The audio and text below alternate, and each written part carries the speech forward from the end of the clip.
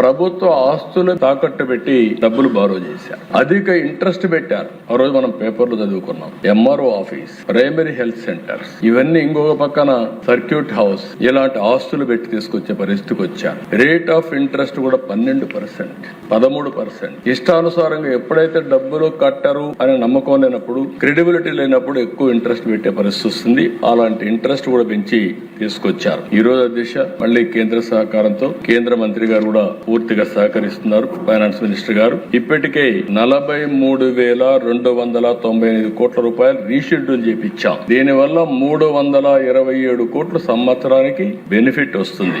ఇది కాకుండా 1,20,000 కోట్ల రూపాయలు రీషెడ్యూల్ కోసం ప్రయత్నం చేస్తున్నాం. ఇది కూడా వస్తే 1,658 కోట్ల సంవత్సరానికి ఆర్థికంగా వెసులుబాటు వస్తుంది.